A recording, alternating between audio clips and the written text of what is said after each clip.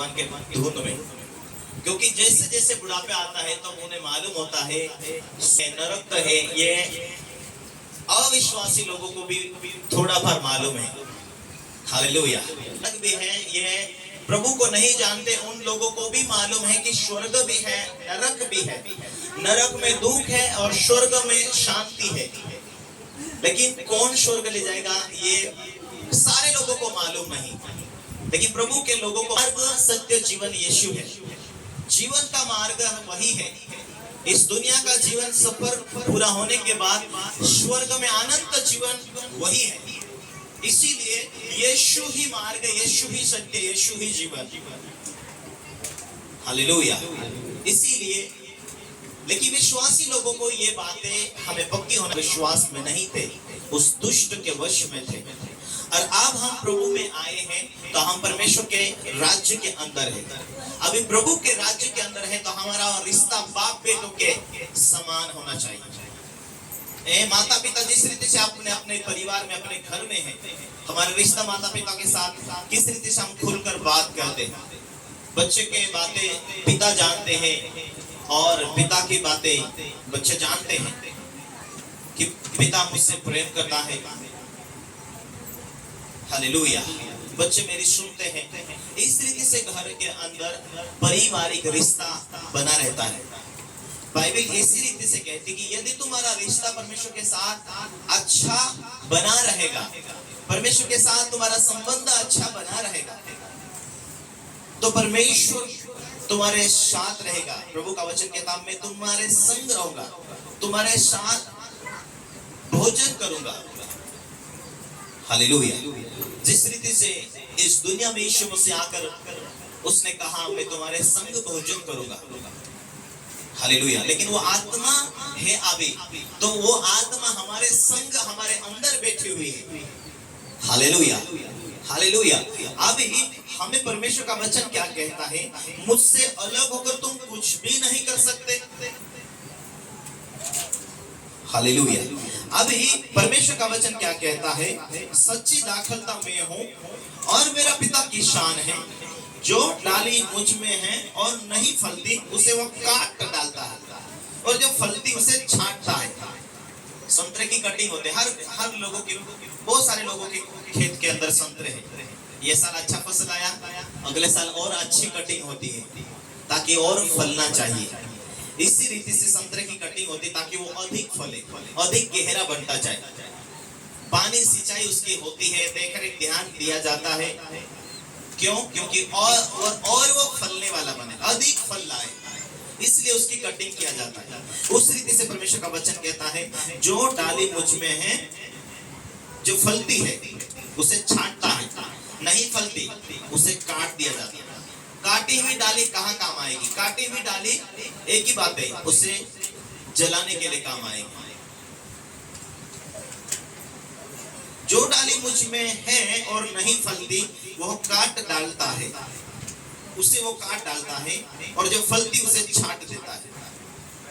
यदि परमेश्वर के हर एक विश्वासी जो परमेश्वर का बेटा बेटी है, परमेश्वर के राज्य के अंदर उसके सेवा के लिए काम नहीं आएगा तो काट डाला जाएगा। उसकी सेवा में नहीं आता है, उसके राज्य के खोज में नहीं आता है। मैं तो विश्वासी हूँ, चर्च जा रहा हूँ, आ रहा हूँ, कोई लेना देना नहीं। क्या परमेश्वर के आत्मा के द्वारा जो वचन लिखा गया क्या वो पूरा कर रहे हैं? क्या परमेश्वर का आत्मा जो तुम्हारे, और उसी आत्मा ने वचन को लिखा है, तो क्या तुम सेवा में काम आ रहे? क्या किसी सुसमाचार में काम आ रहे? क्या पास्टर के सोहया करने में, सहायता करने में काम आ रहे? परमेश्वर की सेवा से तुम दूर हो और तुम सोचोगे कि मेरे जीवन में परमेश्वर बरकत जरूर देगा, मेरे जीवन में आशीष जरूर देगा, सोचते ही बैठोगे मेरे जीवन में मैं जरूर एक दिन स्वर्ग जाऊंगा, सोचते बैठोगे। लेकिन जब टाइम आएगा प्रभु कहेगा मैं नहीं पहचानता हूं, मुझसे दूर हो जाओ, मैं नहीं जानता हूं। हे प्रभु बोलने वाले बहुत होंगे, लेकिन सब स्वर्ग राज्य में नहीं जाएंगे। वही जाएंगे जो मेरे पिता की इच्छा पर चलता हो, मेरे पिता की मर्जी पूरी करता हो। तुम जिस रीति से स्वर्ग जाने के लिए बचाए गए, क्या तुम्हारे खातिर परमेश्वर की और ध्यान नहीं है? कि जिस रीति से तुम बचाए गए उस रीति से तुम आत्मा में तुम परिपक्व बनो। पास्टर का सहयोग करो, पवित्र आत्मा से भरे रहो, सुसमाचार सुनाओ। 6 दिन अपना काम धाम करके संडे के दिन जल्दी आकर कोई ना कोई काम करो, कोई ना कोई सेवा करो। ये प्रभु का भवन है, ये प्रभु का घर है। यहाँ प्रभु को मिलने के लिए लोग आते हैं। जो सेवा हम लोगों के साथ कर रहे हैं वो प्रभु के लिए सेवा कर रहे हैं, प्रभु की महिमा देने के लिए सेवा कर रहे हैं। Hallelujah, hallelujah. क्योंकि जैसे पीछे हटते जाते हैं लोग वैसे बुद्धि शैतान बांधते जाता है। और जब वचन से वो दूर हो जाते हैं, वचन भूल जाते हैं, तब वो आत्मिक जीवन कमजोर हो जाता है। तब वो वार करता है। अब वो देखता है कि इसके जीवन में वचन नहीं, क्योंकि वचन दो-धारी तलवार है। जिससे घुमाओगे शैतान के कामों को काटेगा। लेकिन जब प्रार्थना खत्म हो चुकी, वचन खत्म हो चुका और आप आराम करोगे, आपके लिए कोई टेंशन नहीं, कोई चिंता नहीं, तब वो बाप दादों के श्राप लेकर, वो बीमारी का रूप लेकर काम करता है। बाइबल कहती है सचेत हो जाओ, सावधान रहो। तुम्हारा शैतान, जो तुम्हारा विरोधी शैतान, वो इस ताक में रहता है, वो किसको फाड़ता है बिना टेंशन से। और जा रहे हैं, थोड़ा आराधना कर रहे हैं, थोड़ी प्रार्थना कर रहे हैं, थोड़ी आराधना कर रहे हैं, बस बल्ले बल्ले स्तुति किया, घर आकर फिर एक हफ्ता भर काम धाम में अपने कामों में बिजी। अभी कोई लेना देना नहीं, कोई पास्टर से कोई लेना देना नहीं, कोई विश्वासी से कोई लेना देना नहीं, कोई मीटिंग से कोई लेना देना नहीं, कोई सुसमाचार से कोई लेना देना नहीं। इसी रीति से बाइबल कहती सचेत रहो, सावधान रहो। शैतान इस ताक में रहता है कि वो किसको फाड़ खाए।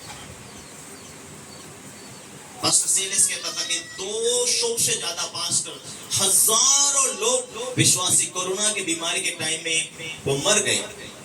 क्यों? क्योंकि सचेत नहीं रहे। क्यों? क्योंकि प्रभु की मर्जी को पूरा नहीं किया। इसीलिए पवित्र आत्मा जो तुम में बैठती है वो तुम्हारे शत्रु से बचा नहीं सकता। क्योंकि पवित्र आत्मा ना प्रार्थना है, ना भेंट है, ना प्रभु के राज्य के लिए जी रहे, ना कोई तेजस्वी नहीं है, प्रभु के लिए भूख नहीं, पवित्र आत्मा से भरे हुए नहीं, सामर्थ्य से भरे हुए नहीं। क्योंकि पवित्र आत्मा से भरपूरी में रहने के लिए रोज वचन की जरूरत होती, प्रार्थना की जरूरत होती, संडे जाने की जरूरत होती है। प्रभु ने कहा बालकों को मेरे पास आने दो। चेले बाल बच्चों को रोक रहे थे कि यीशु के पास में ना जाए, इसलिए चेले बाल बच्चों को रोक रहे थे, रुको रुको करके। प्रभु ने कहा इनको आने दो मेरे पास। इनके जैसे ही लोग स्वर्ग के राज्य में प्रवेश करेंगे। इनके लिए स्वर्ग का राज्य रखा। ये बालक, इन्हें थप्पड़ मारोगे माफ कर देंगे, डांटो माफ कर देंगे, भूल जाएंगे सारी बातें, गाओ बोलेंगे गाएंगे, नाचो बोलेंगे नाचेंगे, बैठो बोलेंगे बैठेंगे। इनको जैसा सिखाया वैसे करेंगे। और इनके जैसा मन यदि तुम्हारा नहीं बना, कठोर मन हो गया, कठोर मन के कारण ही पवित्र आत्माओं ने हेल्प नहीं कर पाता। तुम्हारा सहायक कौन है? पवित्र आत्मा। तुम्हें बचाने वाला कौन है? पवित्र आत्मा। तुम्हारे अंदर अपनी सामर्थ्य भरी जीवन बनाकर देता है वो कौन है? वो पवित्र आत्मा। जिस पवित्र आत्मा को परमेश्वर ने तुम्हारे अंदर दिया है उसका इज्जत नहीं करते तो आप किसी का इज्जत नहीं करते। पवित्र आत्मा का कितने लोग इज्जत करेंगे? वाकई में? तो पवित्र आत्मा का इज्जत करते हो तो वचन पढ़ो। वचन में लिखा है पवित्र आत्मा ने उसकी अगुवाई के द्वारा कि अपने पास्टर का इज्जत करो, वो लिखा है। तो किसने लिखा है? पवित्र आत्मा ने। यदि तुम मानते हो तो उसका इज्जत करोगे, तुम मानते हो तो चर्चा आया करोगे। पवित्र आत्मा जो तुम में बैठा है वही आत्मा तुम्हें स्वर्ग तक ले जाएगा। और वही आत्मा तेरे जॉब के अंदर तुझे लीडरशिप देगा, तेरे मेहनत के अंदर। जिस रीति से यूसुफ एक सालदार के रूप में उसे एक अपने भाई लोगों ने बेच दिया और मिस्र में वो चले गया। जहां पर मिस्र में गया वहां बहुत उसे सताया गया, लेकिन वो चुप रहा, वो पाप नहीं किया, वो चुप रहा। उसने परमेश्वर को पहला स्थान दिया। उसे जेल में भी डाल दिया गया, लेकिन वहां भी प्रभु का इंतजार करा, उसकी उपस्थिति में चला। उसने परमेश्वर से अगुवाई पाता था, उसको दर्शन मिलते थे, उसको परमेश्वर स्वप्नों के द्वारा बात करता था, क्योंकि वो परमेश्वर के सामने सीधा था। परमेश्वर की नजर में वो विश्वास योग्य था। कितना दिन एक खेला का जेल के अंदर था, मुश्किलों में था, लेकिन उसने मुंह नहीं खोला, चुप रहा। और उसी व्यक्ति को परमेश्वर ने एक दिन राजा बना दिया। जिस व्यक्ति के अंदर, कोतरा जना ध्यान से, कितने लोगों के ध्यान है, जिस व्यक्ति के अंदर पवित्र आत्मा बैठकर राज्य करता हो, परमेश्वर का वचन कहता मैं तुझे लंबी आयु से तृप्त करूंगा। यदि आपके अंदर पवित्र आत्मा को आप इज्जत करते हो और वो आपको बैठता, आपके अंदर बैठता है, तो वो लंबी आयु देने के लिए बैठा है। मैं तुझे हर मुसीबत से, हर खतरों से बचाऊंगा, तो वही पवित्र आत्मा जो तुझे अगुवाई देगा, तेरे आने वाली मुश्किलों से बचाएगा। अपनी दृष्टि में बुद्धिमान ना होना, यहोवा का भय मानना और बुराई से दूर रहना, तब वो तेरे लिए सीधा मार्ग निकालेगा। आज संडे के दिन भी मजदूर जाया कर रहे हैं, इसका मतलब है कि परमेश्वर के ऊपर से भरोसा उड़ गया कि प्रभु आगे मार्ग खोलेगा कि नहीं खोलेगा। 6 दिन काम करना, 1 दिन यहोवा के लिए देना, विश्वास उड़ गया है। इसीलिए लोग जब जॉब मिलता, काम मिलता, धाम मिलता, तो ओ प्रभु तू गया एक बाजू में, लेकिन मुझे ऐसा कुछ नहीं मिला और मुझे विश्वास नहीं है कि प्रभु देगा कि नहीं देगा, इसलिए जॉब तो पकड़ लेते हैं, लेकिन प्रभु की महिमा देने के लिए भूल जाते हैं। इसीलिए अपनी ही दृष्टि में बुद्धिमान होते हैं, इसीलिए परमेश्वर रास्ते नहीं खोल पाता। इसलिए परमेश्वर उन लोगों के साथ स्वर्गदूतों को नहीं भेज सकता जो यहोवा का आदर नहीं करते, इज्जत नहीं करते।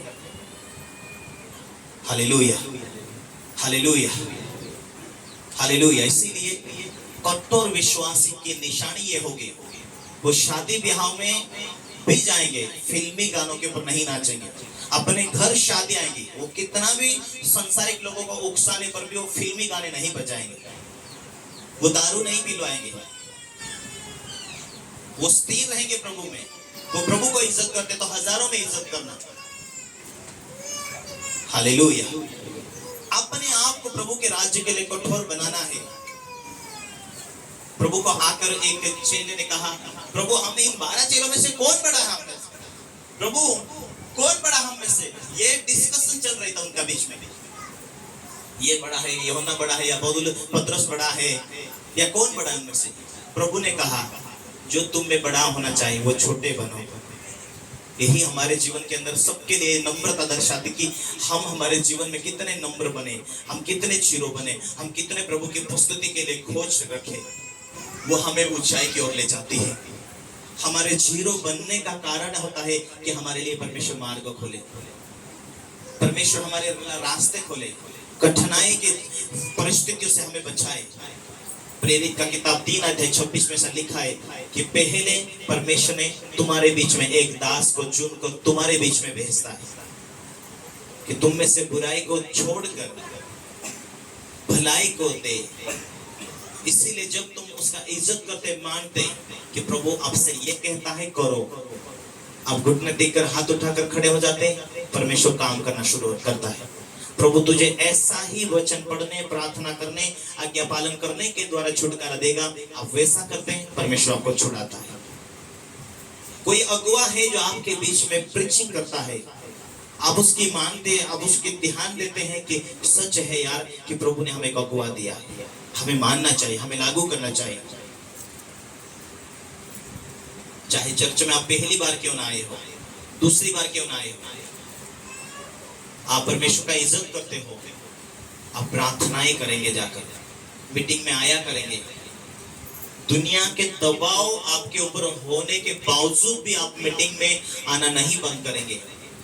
वो इतना महान, इतना बड़ा सामर्थ्य पराक्रमी परमेश्वर, क्या जाने आपके गांव में जो नेता आपको दोबारा उसका ही जीवन बदल के एक दिन विश्वास में लेकर आए और आप उसको उसके दबाव में होकर विश्वास में आगे पीछे कर रहे हैं, तो वो तो बचाया जाएगा, पर तुम आगे पीछे होने वाले नरक में चले जाएंगे, तो क्या फायदा। इसलिए प्रभु के ऊपर निर्भर रहो, क्योंकि मार्ग वही खोलता है। उसी में स्थिर रहने के द्वारा आज ना कल परमेश्वर बरकतों को जरूर जोड़ेगा। Hallelujah, hallelujah. परमेश्वर के राज्य के लिए काम नहीं आ रहे तो आप समझ लो कि कोई आज अपने मतलब के लिए जी रहे, आए तो यीशु, गए तो यीशु, कोई बात नहीं, प्रभु के राज्य के लिए जी रहे कि नहीं, आप विश्वास ही नहीं। बपतिस्मा लेने के बाद में भी आप विश्वास ही नहीं।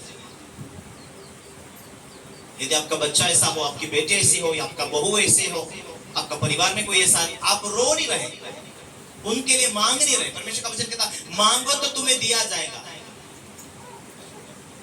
मांग नहीं रहे, मांगो तो परमेश्वर क्यों नहीं दिया जाएगा तुम्हें? तुम स्वर्ग जाओगे। तुम्हारे बच्चे यदि नरक जा रहे तो उनके लिए तुम मांग नहीं रहे, रो नहीं रहे, प्रार्थना नहीं कर रहे। इसीलिए प्रभु जब क्रूस उठा के चल रहा था ना, तो यीशु मसीह के पीछे लेडीज आकर रो रही थी, हे प्रभु तेरा क्रूस कितना भारी है, हे प्रभु तुझे इतनी दिक्कतें हो रही। प्रभु ने कहा मेरे लिए मत रो, तुम अपने बच्चों के लिए, अपने परिवार के लिए रो। हालेलुया। प्रभु को मालूम था मैं तुम्हारे लिए आया हूं, प्रभु यीशु को मालूम था मैं जगत के लिए आया हूं, मुझे ये क्रूस उठाना मुझे जरूरी है ताकि तुम बचाए जाए। अब रोकर अपने अपने परिवार को मांगो कि प्रभु, हे प्रभु दया कर मेरे पति को बदल, हे प्रभु दया कर मेरे बच्चों को बदल, कहा ताकि वो नरक में ना जाए। यदि ऐसी प्रार्थना है तो तुम परमेश्वर के राज्य के अंदर हो और परमेश्वर के राज्य को मांग रहे हो। यदि आप जानबूझ के प्रभु के बारे में जानने, प्रभु काम करता है, प्रभु परमेश्वर काम आता है, परमेश्वर के सिवा हमारे लिए कोई मार्ग नहीं, उसकी सच्चाई को जान कर भी आप अनजाने हो चुके,